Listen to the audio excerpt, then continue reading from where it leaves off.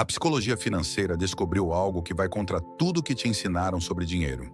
O maior determinante do seu resultado financeiro numa crise não é o quanto você sabe sobre o mercado. É o padrão emocional que seu sistema nervoso executa automaticamente quando o medo financeiro ativa. Enquanto você estava ocupado aprendendo sobre diversificação de carteira, análise técnica e estratégias de investimento, o script emocional gravado na sua mente há décadas continuava operando em silêncio, determinando suas decisões reais muito antes que qualquer raciocínio consciente entrasse em cena. E é exatamente por isso que tantas pessoas inteligentes, informadas e esforçadas continuam repetindo os mesmos padrões destrutivos toda vez que o mercado balança. Existe uma razão neurológica precisa para isso. E ela explica por que crise não destrói a todos igualmente. Quando a ameaça financeira é percebida pelo cérebro, a amígdala entra em estado de alerta máximo e sequestra temporariamente o córtex pré-frontal. A sede do julgamento racional, da análise estratégica e da tomada de decisão consciente. Nesse estado, o cérebro não acessa o que sabe, acessa o que sente. E o que ele sente é determinado pela programação emocional construída ao longo de anos de experiências com escassez, medo e sobrevivência financeira. É essa programação, invisível e automática, que separa quem prospera numa crise de quem é destruído por ela. O que você vai descobrir aqui vai muito além de qualquer conselho financeiro convencional, porque vai direto na raiz do problema que nenhuma estratégia de investimento consegue resolver sozinha. Vamos destrinchar a psicologia por trás da resposta emocional à crise, mostrar como identificar e reprogramar os scripts internos que sabotam suas decisões financeiras e revelar por que a mentalidade que te salva na próxima tempestade econômica precisa ser construída agora, na calmaria, antes que o sistema nervoso assuma o comando e a janela de escolha consciente feche. Se você já saiu de uma crise financeira com a sensação de que poderia ter agido diferente, o que vem a seguir foi feito exatamente para você. Existe uma verdade que a psicologia financeira já comprovou e que a maioria das pessoas ainda se recusa a encarar. A crise não cria o seu padrão emocional com o dinheiro. Ela expõe o que já estava instalado muito antes dela chegar. Quando o mercado despenca, quando a renda some, quando a dívida bate na porta, o cérebro não para raciocinar. Ele regride direto para o sistema límbico, a parte mais primitiva e emocional da mente, que foi programada anos atrás por experiências de escassez, medo e sobrevivência. É ali, nesse momento de pressão real, que a sua verdadeira mentalidade financeira aparece, não a que você acredita ter, mas a que foi gravada em você. Sob a ameaça financeira, a amígdala, estrutura responsável por processar o medo no cérebro, entra em estado de alerta máximo e literalmente sequestra a capacidade de raciocínio lógico. Esse fenômeno, chamado de sequestro emocional, faz com que decisões financeiras tomadas em pânico quase sempre amplifiquem o prejuízo. Não por falta de inteligência, mas porque o córtex pré-frontal, onde mora o julgamento claro e estratégico, é desativado sob pressão extrema. Quem foi programado para a escassez congela, foge ou entra em colapso antes mesmo de analisar qualquer dado real sobre a situação. O viés de confirmação entra em cena logo em seguida, e ele é devastador. Quem já carrega a crença profunda de que dinheiro é difícil, ou que, para mim, nunca dá certo, usa a crise como prova definitiva disso. O cérebro literalmente filtra a realidade para encontrar evidências que confirmem o que já acredita e ignora qualquer sinal de oportunidade que apareça no mesmo cenário. Não é fraqueza, não é azar. É neurociência aplicada ao comportamento financeiro, e entender isso é o primeiro passo para quebrar o ciclo. A crise, então, funciona como um diagnóstico psicológico preciso e impiedoso. Ela não te muda, ela te mostra quem você realmente é quando o conforto desaparece. E o que ela revela? O padrão de sabotagem, o script de escassez, a resposta automática ao medo financeiro. É exatamente o que precisa ser identificado antes de qualquer estratégia, antes de qualquer investimento, antes de qualquer decisão. Porque reprogramar uma mentalidade que você ainda não enxergou é como tentar consertar um problema sem saber onde ele está. A psicologia financeira comportamental identificou um padrão consistente entre pessoas que prosperam durante crises econômicas. E ele destrói um dos mitos mais confortáveis do senso comum financeiro: o de que essas pessoas são naturalmente mais corajosas, mais frias ou simplesmente não sentem medo. Estudos sobre tomada de decisão sob estresse financeiro mostram que investidores que avançam durante colapsos econômicos ativam os mesmos mecanismos neurológicos de medo que qualquer outro ser humano. A diferença está na velocidade com que o córtex pré-frontal retoma o controle depois do primeiro impacto emocional. Essa velocidade não é genética, é treinada, desenvolvida e construída através de uma relação emocional conscientemente trabalhada com incerteza e dinheiro. O que a neurociência aplicada ao comportamento financeiro chama de janela de tolerância é o intervalo emocional dentro do qual o cérebro consegue processar ameaças sem entrar em colapso cognitivo.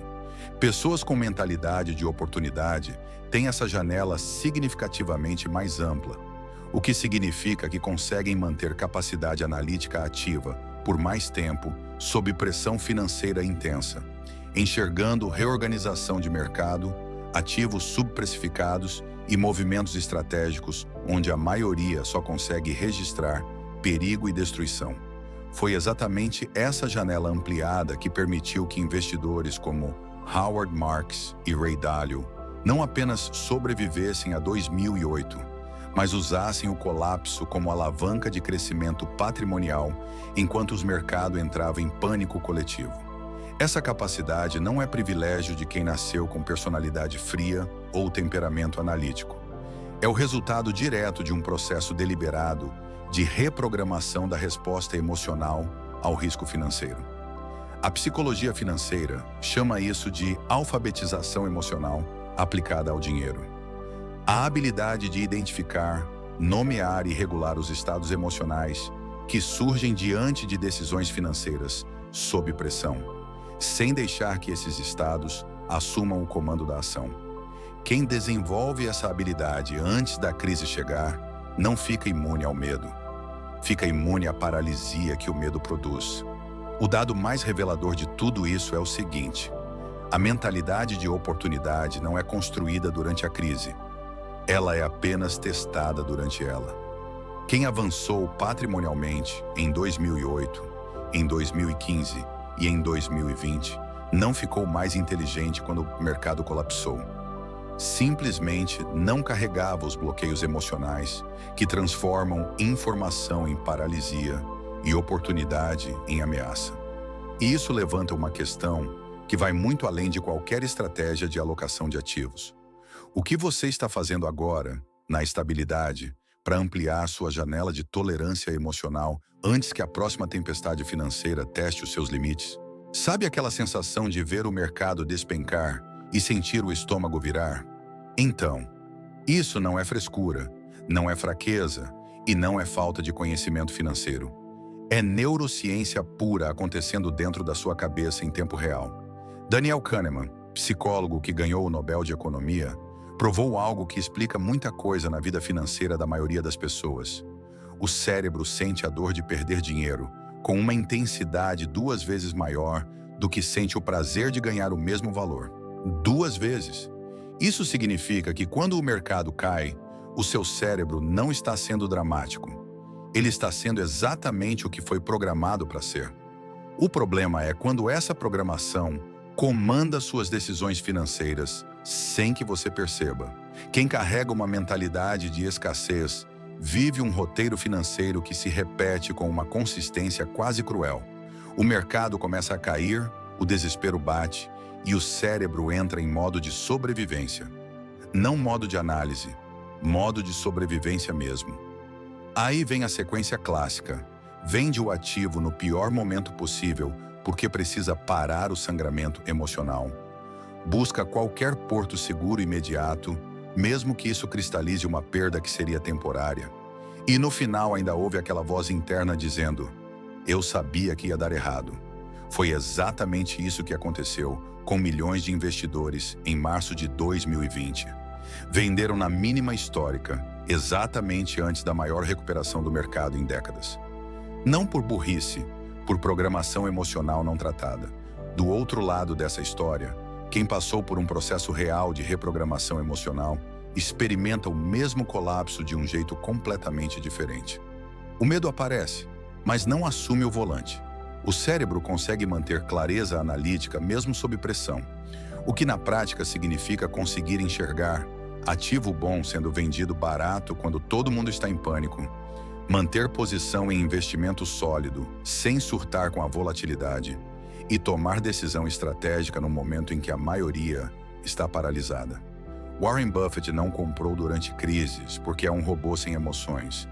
Comprou porque construiu, ao longo de décadas, uma relação emocional com a incerteza que permitia agir com lucidez, exatamente quando o mercado estava mais irracional.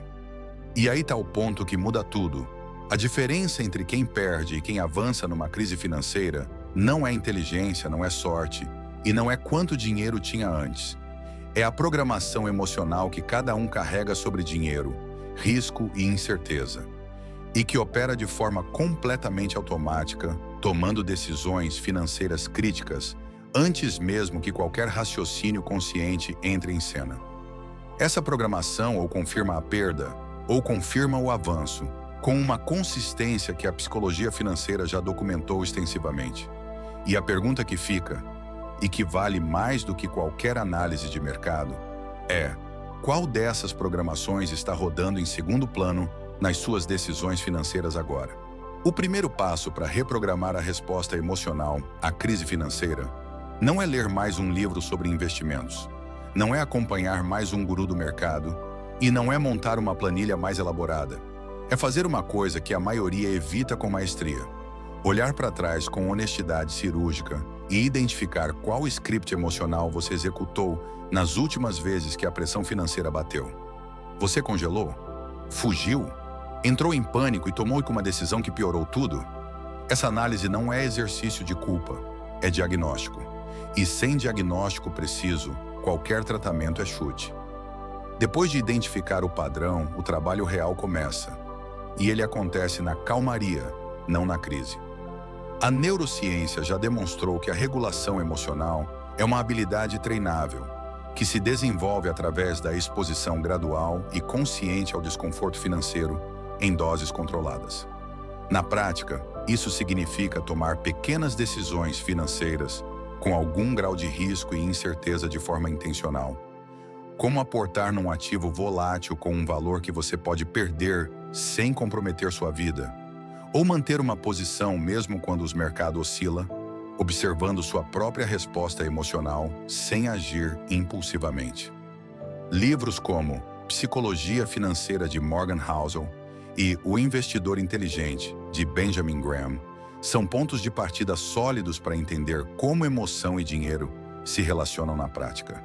O terceiro movimento é desenvolver o que os psicólogos chamam de consciência emocional em tempo real. A capacidade de identificar, no momento exato, que o sistema nervoso entrou em modo de ameaça antes de tomar qualquer decisão financeira. Técnicas de regulação do sistema nervoso autônomo, como respiração diafragmática profunda e a técnica 5-4-3-2-1 de ancoragem sensorial, não são misticismo. São ferramentas validadas que reduzem a ativação da amígdala e devolvem acesso ao córtex pré-frontal em minutos. A ideia não é eliminar o medo, mas criar um intervalo entre o gatilho emocional e a decisão financeira. E é exatamente nesse intervalo que mora a diferença entre prosperidade e prejuízo. A pergunta que vai guiar toda essa reprogramação não é: como eu ajo na crise? Porque quando a crise chega, o sistema nervoso já assumiu o comando e a janela de escolha consciente ficou muito menor. A pergunta certa é: quem eu estou sendo antes dela chegar? Que hábitos emocionais estou construindo agora? Que relação estou desenvolvendo com a incerteza hoje? Que crenças estou alimentando sobre dinheiro e sobre minha capacidade de prosperar? Porque a mentalidade que vai te salvar na próxima tempestade está sendo construída ou destruída exatamente agora, nas suas decisões cotidianas mais silenciosas. A psicologia financeira tem um dado que a maioria das pessoas nunca para considerar.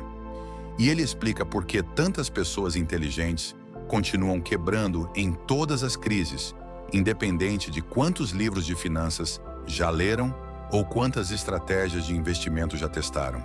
Cada crise vivida sem regulação emocional deixa uma marca neurológica no sistema nervoso, o que os pesquisadores chamam de memória traumática financeira, que torna a resposta de medo ainda mais intensa e automática na próxima vez. Na prática, isso significa que quem não tratou o script emocional depois de 2008 entrou em 2015 mais assustado, saiu de 2015 mais paralisado e chegou em 2020 com um sistema nervoso já condicionado a entrar em colapso antes mesmo de analisar qualquer dado real sobre a situação. O ciclo se perpetua porque a causa raiz nunca é endereçada. É exatamente como tomar analgésico para tratar uma infecção. O sintoma alivia temporariamente, mas o problema continua crescendo por baixo, ficando mais resistente e mais difícil de tratar a cada rodada. Pessoas com mentalidade de escassez não tratada tendem a desenvolver o que a psicologia financeira chama de evitação financeira. Um padrão comportamental onde o cérebro passa a evitar qualquer situação que carregue risco ou incerteza financeira, mesmo que essa situação seja uma oportunidade real de crescimento patrimonial.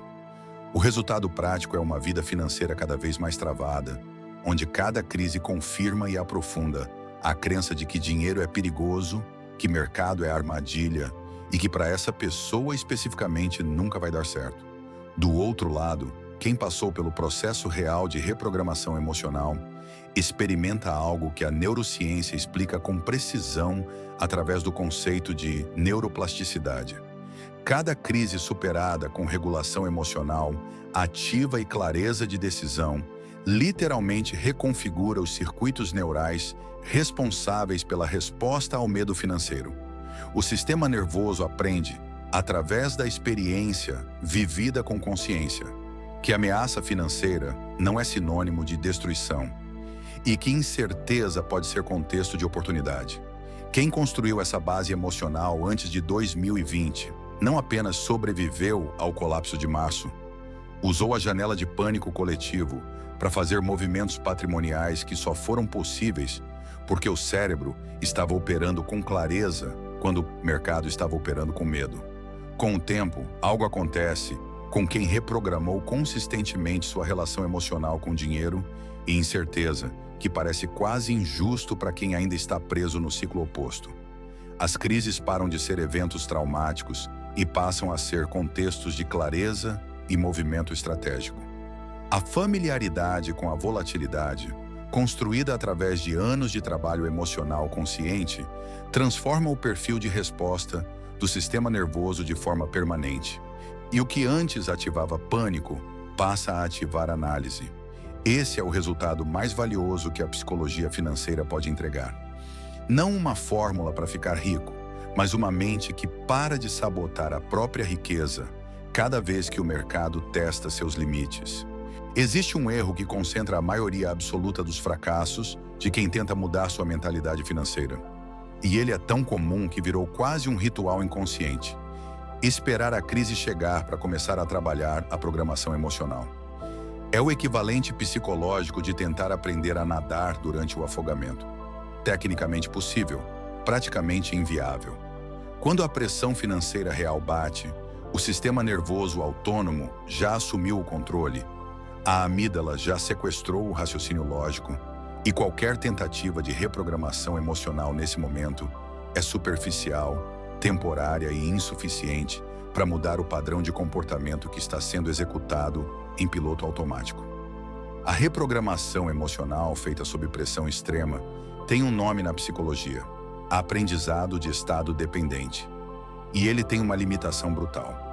O que você aprende, decide ou resolve emocionalmente durante uma crise tende a desaparecer quando a crise passa, porque foi processado num estado neurológico de emergência que o cérebro não consegue acessar em condições normais. É por isso que tanta gente jura que vai mudar depois de perder dinheiro, faz promessas para si mesma no fundo do poço e na próxima crise repete exatamente o mesmo padrão. Não é falta de vontade, é neurociência. A mentalidade que prospera na crise é construída na calmaria, não durante o caos. O segundo erro mais devastador é acreditar que mais informação resolve o problema emocional. Esse é talvez o engano mais sedutoramente inteligente do subnicho de finanças, porque dá a sensação de progresso sem exigir o trabalho real. A pessoa lê sobre crises, estuda economia comportamental, acompanha o mercado, consome conteúdo sobre mentalidade financeira e se sente preparada. Mas na hora do colapso real, quando o patrimônio derrete na tela e o estômago aperta, o sistema nervoso assume o comando e toda aquela informação some. Não porque ela era inútil, mas porque conhecimento sem regulação emocional é inerte sob pressão, já que o cérebro em pânico não acessa o que sabe, acessa o que sente. O caminho real é inverso ao que a maioria toma. Antes de buscar mais estratégia, mais técnica, mais conhecimento de mercado, é preciso construir a base emocional que vai sustentar tudo isso quando a pressão aparecer. E essa base não se constrói lendo. Se constrói praticando regulação emocional em momentos de normalidade, expondo-se conscientemente ao desconforto financeiro em doses graduais e desenvolvendo uma relação honesta e profunda com os próprios scripts internos sobre dinheiro. Porque no fim, a diferença entre quem quebra e quem prospera numa crise não foi decidida durante ela. Foi decidida muito antes, nas escolhas silenciosas de quem escolheu se preparar quando não precisava. Você acabou de ter acesso a algo que vai muito além de motivação financeira. Um mapa neurológico e psicológico preciso de como sua mente opera sob pressão econômica e de como reprogramar essa operação antes que a próxima crise chegue e o sistema nervoso assuma o comando das suas decisões.